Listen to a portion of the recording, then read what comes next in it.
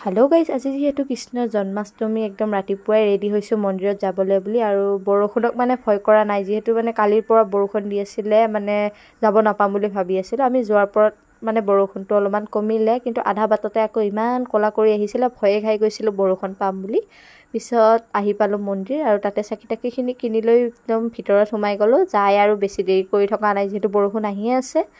আমিও মানে চাকি দিবলৈ সোমাইছোঁ, ইমান জোৰছে বৰষুণ দিছিলে নহয়, মানে প্ৰায় মানুহখিনি ছিকিয়ে গৈছিলে। আমি মানে কিবা কৰি বাচিলোঁ। পিছত আমিও গ'লোঁ চাকি তাকি দিবলৈ, সেৱাও ল'লোঁ, আৰু আমাৰ বাইদেউহঁতে দিবলৈ গ'ল। মই আগতে দি আহিলোঁ, চিষ্টাৰ আৰু মই, যিহেতু বহুত মানুহ একেলগে গোটেইকেইটাই দিব নাপালোঁ। আৰু তাৰপিছতে গ'লোঁ মন্দিৰৰ ভিতৰত সেৱা ল'বলৈ বুলি।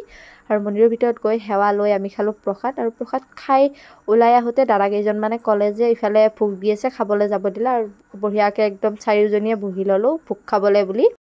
আৰু মই মাহঁতৰ কাৰণে অকণমান মানে ভোগ বান্ধি লৈ আহিলোঁ আৰু ঘৰলৈ বুলি। তাৰপিছতে কুপনকেইখন লৈ আকৌ প্ৰসাদখিনি আনিব গ'লোঁ। ঠগি দিয়াখিনিৰ মানে কুপন দি আছিলে, আৰু কুপনকেইখন লৈ একদম পূৰাই চিধাই ঠগিকেইখন আনিলোঁ। তাৰপিছতে অলপমান ফাংচন চালোঁ, যিহেতু ফাংচনো হৈ আছিলে। আৰু তাৰপিছত ফাংচনত এনেকৈ বহি থাকোঁতে আহি পালে আকৌ চাহখিনিও খালোঁ। আজি মানে আৰু দোকানত কিবা খোৱাটো মানে নিয়ম নাই, কি ক'ম আৰু, ঘৰত গালি পাৰিব খোৱা বুলি গম পালে।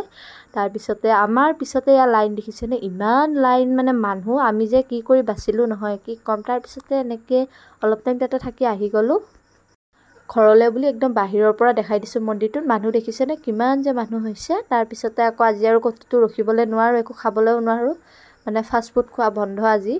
আৰু জন্মাষ্টমীৰ ভিডিঅ'টো আজি এনেকৈ সমাপ্ত কৰিলোঁ। কেনেকুৱা পালে কমেণ্ট এটা কৰি জনাই দিব। Bye bye.